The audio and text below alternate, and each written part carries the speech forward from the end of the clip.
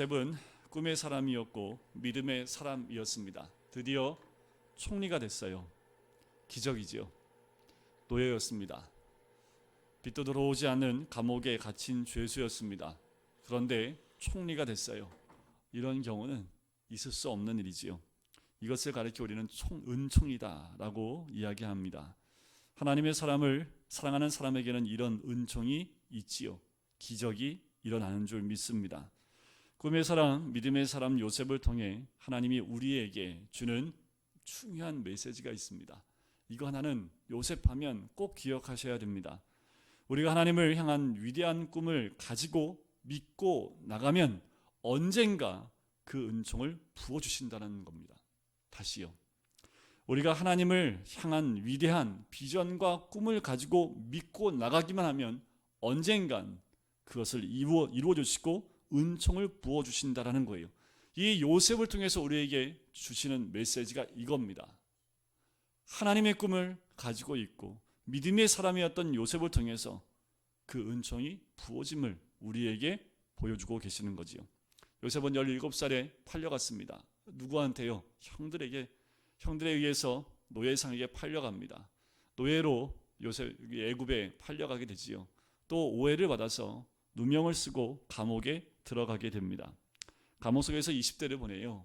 그것도 누명을 쓴 거지요. 최악의 상황에서 요셉은 어떻게 이 총리가 됐을까라는 겁니다.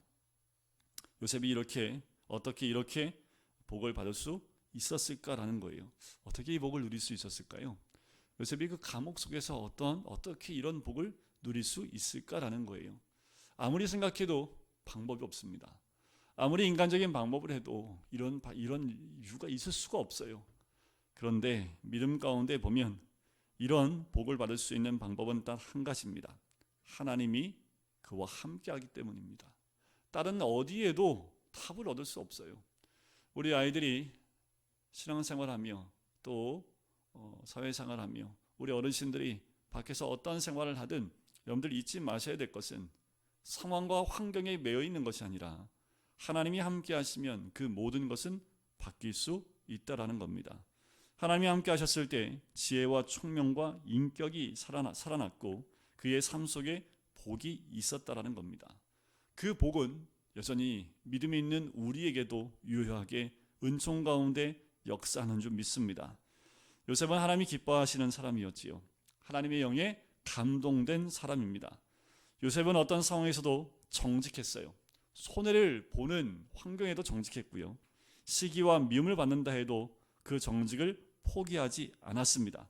그리고 더 중요한 게 뭐냐면 꿈을 먹었고 그 꿈을 잊지 않았다라는 겁니다. 뭐 그럴 리 있겠어? 그냥 개꿈이겠지 하고 넘긴 게 아니에요. 하나님이 주신 이 꿈을 하나님의 꿈으로 이가 생각하고 소홀히 여기지 않고 간직했다라는 겁니다. 하나님의 음성을 듣고 그 음성을 마음에 새겼다라는 겁니다. 이것이 정말 중요합니다. 하나님이 주시는 영적 감동이 있어요. 영적 감화가 있습니다.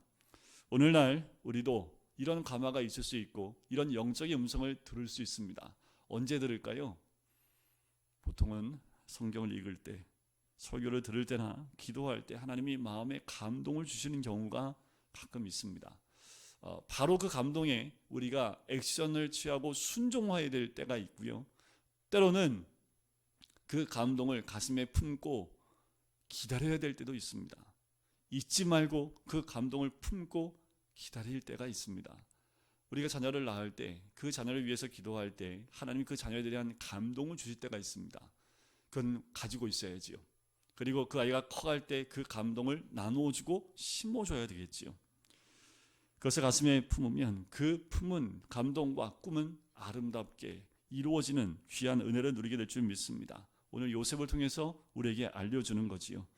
요셉에게는 환경의 변화가 참 많았습니다. 그럼에도 불구하고 요셉은 한 번도 하나님을 원망하지 않았고요. 또 그런 환경으로 자신을 버려버린 그 사람들을 한 번도 원망하지 않았습니다. 이게 복의 씨앗입니다. 이게 얼마나 큰 복의 씨앗인지 몰라요. 요셉으로 하여금 그 복을 누릴 수 있었던 그 씨앗은 사람이나 하나님을 향하여 원망하지 않았다라는 거지요. 무엇에 대해서요? 변화된 환경에 의해서 자기의 나빠진, 더 안 좋아진, 더 낮아진, 더 바닥까지 내려간 그 환경 때문에 한 번도 원망하지 않고 하나님을 신뢰했던 그 믿음, 그것이 이 복의 씨앗이었다라는 겁니다. 우리가 믿음을 가지고 나갈 때 좋을 때도 있지만 화가 날 때도 있지요. 그런데 이 요셉은 항상 동일했다라는 겁니다. 또한 요셉의 인생을 보니까 철학이 한 가지가 있어요. 노예로 있으나, 감옥에 있으나, 총리로 되나 변함없는 철학이 하나 있는데 그게 뭐냐면 성실함입니다. 이 성실함은 노예를 쓸 때나 어떤 때나 삶의 태도가 바뀌질 않아요. 그의 성실함과 신실함은 어느 환경에도 변함이 없었다라는 겁니다. 우리가 분명히 알아야 될 것이 있습니다. 꿈을 가진 사람에게는 100% 고난이 있습니다. 그런데 또 하나 알아야 될 것은 고난만 있는 것이 아니라 동시에 기회도 옵니다. 요셉은 이 기회를 놓치지 않았다라는 거예요. 그 기회는 한 번만 오는 것이 아니라 하나님 주신 비전을 가지고 나가는 모든 자들에겐 분명한 기회를 여러 번, 수없이 많은 기회를 주시지요. 우리에게 스쳐간 기회들이 얼마나 많은지 돌이켜보면 그때 그게 기회였구나. 그런데 수없이 많은 기회를 놓치고 사는 것이 우리들 아닙니까? 그런데 믿음이 있는 사람, 요셉처럼 신실한 사람은 그 한 번의 기회가 눈에 보이는 법이지요. 하나님은 요셉에게 특별한 복을 주셨는데요. 그것이 명철과 지혜입니다. 영이 깨끗한 사람에게 하나님 주신 복이 이 두 가지예요. 명철과 지혜이지요. 그러면 어떤 사람이 영이 깨끗합니까? 하나님을 가까이 하는 사람이 영이 깨끗한 사람입니다. 그러면 영이 조금 깨끗하지 않은 사람은 뭘 가까이 하면 될까요? 세상을 가까이 하면 영은 탁해질 수밖에 없어요. 하나님은 이런 사람들에게 세상 사람들이 갖지 못하는 명철을 주시지요. 세상 사람들이 이해할 수 없는 지혜를 주십니다. 그래서 이 요셉은 술 맡은 관원장, 떡 굽는 관원장의 그 꿈을 해몽해 줬을 뿐만 아니라 바로의 꿈까지도 명쾌하게 해석을 해줬던 사람이지요. 저는 우리에도 성령 주시는 명철과 지혜가 흘러넘치기를 주님의 이름으로 간절히 축원드립니다. 또 요셉은요, 단순한 사람입니다. 복잡하지가 않아요. 간단해요. 그의 인격이 흔들림이 없다라는 거예요. 간단하다는 얘기는 변함이 없다라는 얘기지요. 아까도 말씀드렸지만 높은 자리에 있다고 교만해지지 않았고요. 낮은 자리에 있다고 해서 비천해지거나 비굴해지지도 않았다라는 겁니다. 그는 노예에 있든지 총리가 되든지 감옥에 죄수로 있든지 가장 높은 자리인 총리의 자리에 있든지 언제나 변함없는 한결같음이 있다라는 겁니다.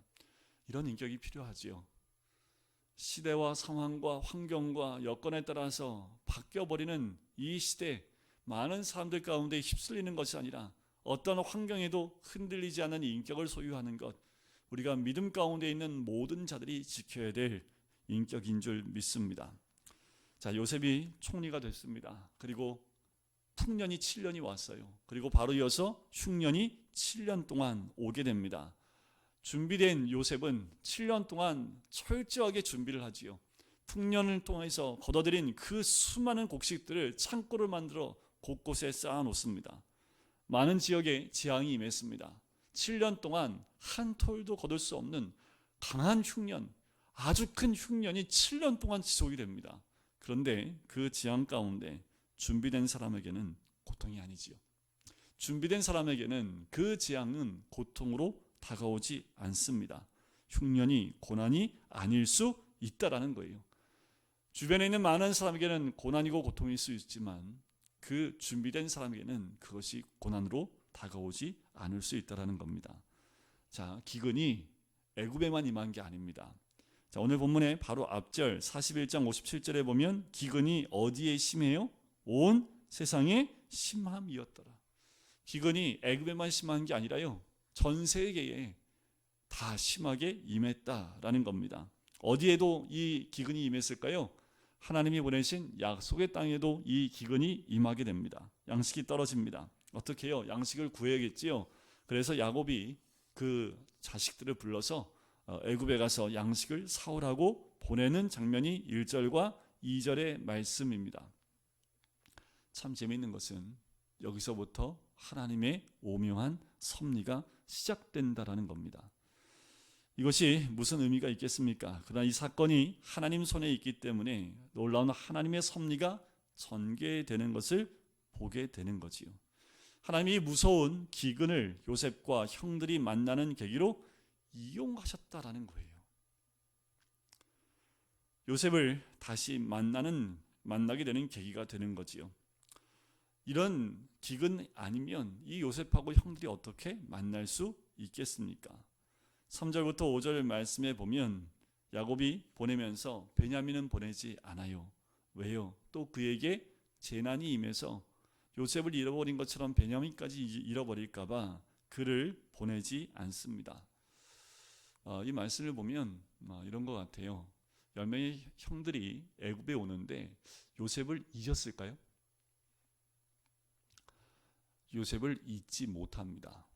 이들 안에는 그 동생을 팔아넘긴 것, 그것에 대한 깊은 죄책감에 사로잡혀 있는 것을 이제 뒤에 보면 자기들끼리 얘기하는 그 말 가운데 우리가 그 동생의 울부짖는 소리를 듣지 않아서 이런 일이 우리에게 오는 것이다 라고까지 이야기하는 그 모습을 볼 수 있어요. 그들은 기근 때문에 양식을 얻으려고 이제 애굽으로 옵니다. 하나님은 이 기근을 통해서 자연 환경을 통해서도 하나님의 섭리를 이루어 나가시는 것을 보게 되지요.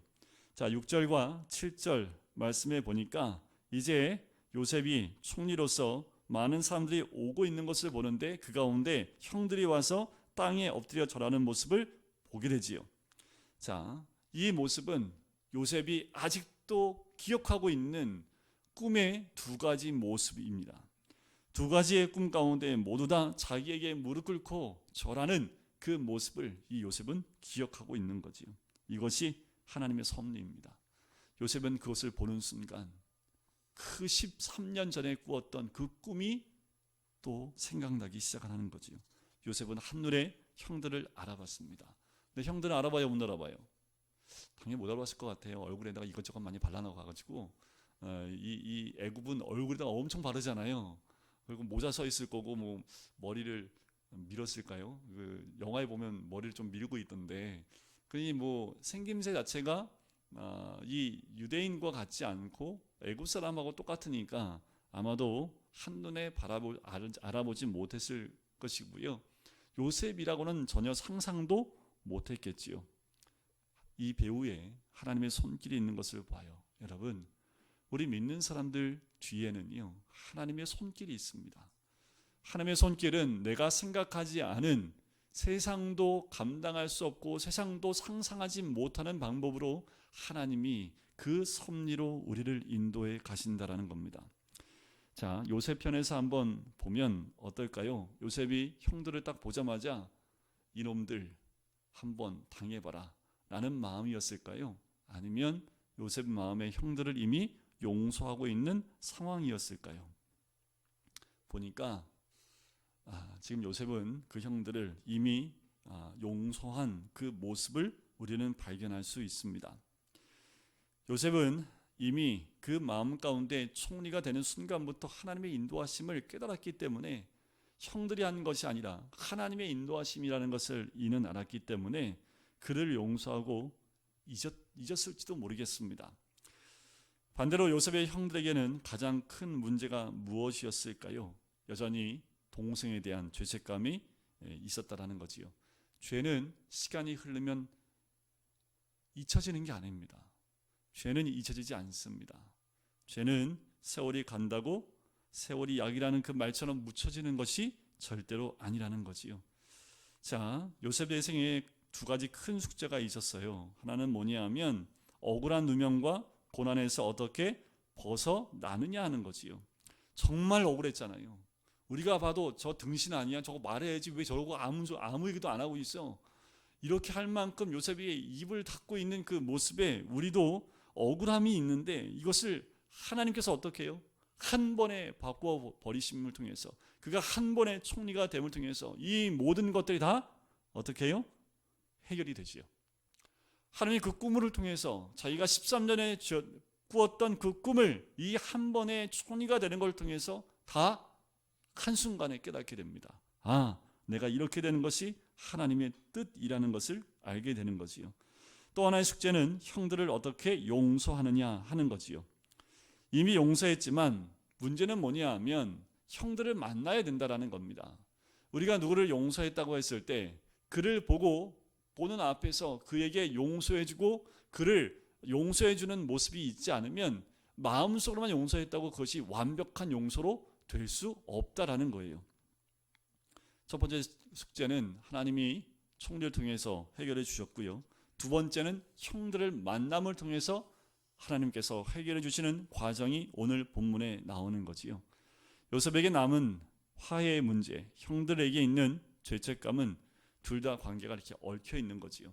그러니까 요셉이 먼저 풀려 있지만 만나서 이 문제를 풀어야 된다라는 겁니다. 여러분들, 우리의 죄도 마찬가지입니다. 우리가 누구를 용서할 때도 마찬가지예요. 할 수 없이 이들은 양식을 구하러 애굽에 왔다가 생각지도 않게 요셉 앞에 이 형제들은 서게 된 거죠. 이것이 하나님의 오묘한 섭리입니다. 신앙생활할 때요, 우리가 예측할 수 없고 상상할 수 없는 섭리가 있습니다. 그게 뭐냐면 만남이에요.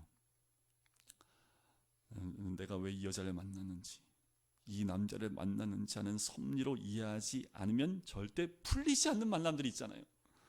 내가 이 남자를 왜 만나서 이런 생고생을 하냐, 내가 이 여자를 만나가지고 내가 왜 이런 고생을 하냐, 이게 풀리지 않으면 평생 여기에 맺혀 있는 거 아닙니까? 그런데 일단 이게 왜 그런지 알고 나면요, 아, 만났어야 되는구나. 그리고 이제까지 나에게 있었던 고난과 그 아픔들과 방황의 의미를 알게 되는 거지요. 그때 나오는 찬양이 이거 아닙니까? 아, 하나님의 은혜로 이 쓸데없는 자 왜 구속하여 주는지 나는 알 수 없습니다 라는 고백이 나오는 겁니다. 하나님이 이게 웬 은혜고 웬 사랑입니까? 제가 아팠군요. 제가 그래서 실패했군요. 아, 그래서 제가 그동안 그렇게 방황했던 거군요 라는 것을 이 만남들을 통해서 하나님이 섭리를 깨닫게 하신다라는 겁니다. 요셉은 형들이 자신을 만나러 오는 것을 깨닫지 못했지만 이미 하나님의 섭리가 진행되고 있었습니다. 자연현상을 통해서 하나님은 구원의 역사를 만들어 가신다라는 거예요. 때로는 지진과 기근과 전쟁을 이용해서 그 재앙을 통해서 우리를 구원하시기도 하고요. 여러분들, 6.25 그 전쟁을 통해서 하나님을 만났던 구원받은 사람의 수없이 많은 간증들이 있습니다. 재앙이고 너무나 큰 아픔이지만 하나님은 그 아픔을 통해서 한 영혼 한 영혼들 인도하시는 하나님의 섭리가 있다라는 거지요. 그 사건들 자체는 저주일 수 있지만 그 사건들을 통해서 하나님의 섭리와 사랑과 기적을 목격할 수 있는 거지요. 요셉의 형들은 요셉을 이런 자리에서 만나리라고는 꿈에도 생각을 못합니다. 하나님이 기근을 통하여 요셉의 형들을 요셉에게 데려간 것처럼 여러분들, 어느 날 우리를 그렇게 인도하실 수 있습니다. 때로는 정말 싫은데 어쩔 수 없이 나를 그 자리로 인도하시고 데려갈 수 있다라는 거지요. 그런 경험은 이미 다 해보신 분들 계실 겁니다. 내가 원해서 예수 믿은 게 아니라 하나님 예수 그리스도를 만나는 자리로 하나님이 나를 몰고 가시는 경우를 많이 봐요. 여러분들, 누가 알아요? 이번 태신자들 가운데 그런 가운데 여러분들 딱 이렇게 낚시만 던지면 바로 물 사람들이 여태까지는 아무리 던져도 물지도 않았는데 준비되어져 있을지 누가 압니까? 박장로님이 그 얘기를 하시더라고요. 여태까지 계속 써서 냈던 사람인데 어느 날 갑자기 그분이 이 교회를 가야 될 것 같다고 뜬금없이. 그래서 박장님이 그랬대요. 내가 매년 네 이름 태신자로 품고 너 기도한 거 아냐고. 그러니까 우리 교회 와야 된다고. 그래서 저희 교회 온대요. 근데 집이 너무 멀어요. 광주예요. 전라도 광주 말고 경기도 광주예요. 그래서 어떻게 해요? 그래도 한 번은 오시고 가까운 교회 나가라고. 어떻든 간에 하나님이 그렇게도 인도하시는 걸 봐요. 그러니까 아무도 몰라요. 우리가 태신자를 품고 기도할 때 하나님께서 어떻게 인도하시는지는 아무도 모르는 거지요. 우리도 그것이 예수님을 만나는 자리로 인도하시는 사건인지 모르고 그 앞으로 갈 수도 있기도 합니다. 하지만 그것이 너무나 큰 놀라운 복이 될 수 있는 거지요. 8절에 보니까 요셉은 그의 형들을 알아보았으나 그들은 요셉을 알아보지 못하더라. 자, 왜 요셉이 형들을 모른 채 했을까라는 거예요. 왜 모른 채 하고 너희들은 정탐꾼이야 라고 얘기했을까라는 거예요. 왜 만나자마자 나를 여기 보내신 분은 당신이 아니라 하나님이십니다. 그러니까 마음에 너무 그 죄책감 갖지 마세요 하고 부둥켜 안고 울어도 될 텐데 왜 요셉은 첫 만남에 그 형들을 이렇게 몰아붙였을까요? 정탐꾼, 그것도 4번이나 반복해서요. 아니라고 얘기하는데 니네 말하는 거 보니까 니네 맞네. 아니요, 우리는 형제가 12이었는데 하면서 얘기를 하니까 그래, 그러면 그게 맞는지 안 맞는지 막내 동생 데리고 와봐 라고까지 몰아붙이는 거죠. 왜 그랬을까요? 이것도 하나님의 은혜인데요, 형들로 하여금 요셉이 의도한 바는 아니겠지만 이 요셉의 추궁과 정탐꾼이라는 그 추궁을 통해서 이 형제들이 누구를 기억하게 만들어요? 요셉을 기억하게 만드는 거죠. 그리고 그들의 죄가 그들의 입에서 터져 나오도록 그렇게 만듭니다. 이 요셉이 애굽 사람인 줄 알고 유대 말로 자기들끼리 얘기하는 걸 나중에 듣게 되는 거지요. 결국 이 모든 일이 우리의 죄 때문이라고 고백하게끔 이 사건이 그렇게 연결이 되어집니다. 이 요셉이 그렇게 했던 건 어쩌면 형들한테 기회를 주는 거지요. 거기서 그 죄책감이나 죄에서 벗어날 수 있는 그 기회를 이들에게 주는 모습이기도 합니다. 하나님은 분명히 우리에게 똑같은 그 길로 우리를 인도하십니다. 우리 안에 죄가 있다면 그 죄를 오픈하고 또 고백할 수 있는 곳으로 우리를 인도하신다라는 거지요. 이것이 가장 큰 은혜입니다. 이것이 얼마나 큰 은혜인지, 죄에 묶여있는 삶 가운데 있지 않고 그 죄에서 노인받을 수 있도록 하나님이 환경을 조성하고 다시 끄집어내셔서 그 모든 것을 해결해 주시기 원하시는 것이 우리 하나님의 뜻입니다. 우리를 한 사람 한 사람에 대한 것도 마찬가지입니다. 우리가 아직 해결하지 못한 죄가 있다면 우리 하나님은 그 모든 문제를 다 해결해 주기를 원하시는 분이 우리 하나님이라는 거지요. 그래서 요셉이 그 형들에게 이렇게 얘기를 하는 거지요. 과거의 비밀을 다 들추어내어 그 형들로 하여금 그 죄에서 노인받을 수 있도록 인도하는 그 모습을 보게 됩니다. 요셉이 형들을 궁지로 몰아가는 과정 속에서 하나님은 형들을 만지지요.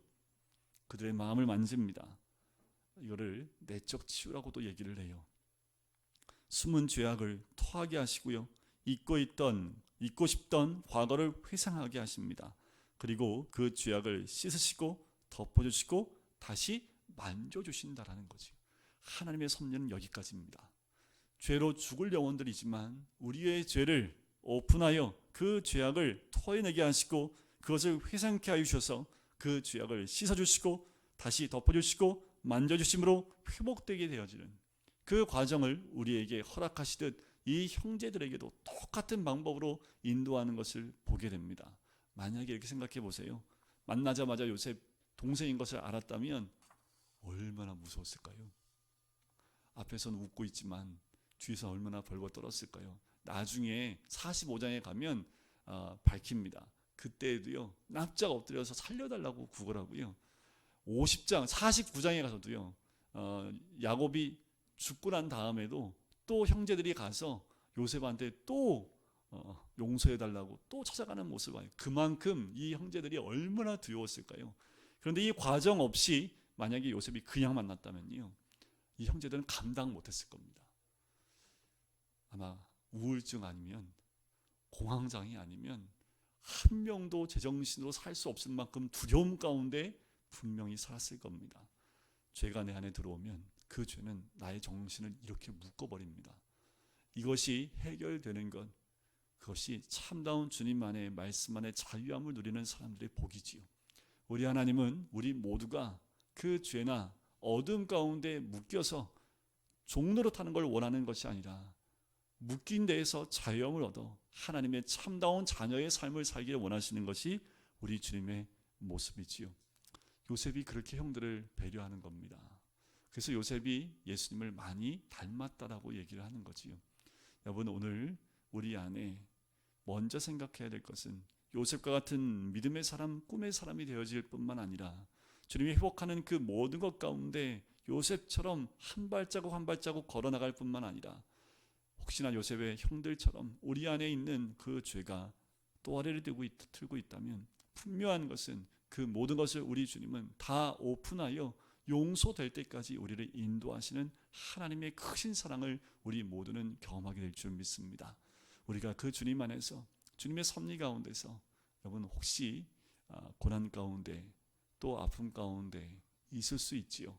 그런데 그 이유를 알고 나면 이게 웬 은혜인가 하나님께 고백할 수 있게 될 줄 믿습니다. 아이고 목사님이 지금 내 입장 안 돼봤으니까 그렇지 무슨 이렇게 말씀하실 수 있는데 그게 나중에 하나님의 뜻을 알고 나면 그리고 하나님이 인도하셨다는 것을 알고 나면 아 맞군요 목사님 그것이 하나님의 은혜였습니다. 하나님이 나를 이렇게 인도하셨던 것이 하나님의 은혜였습니다. 섭리였습니다. 라는 고백들이 터져 나오게 됩니다. 믿으셔도 돼요. 아멘이시지요?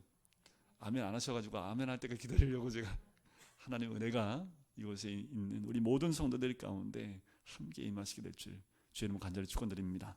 우리 같이 기도하실까요?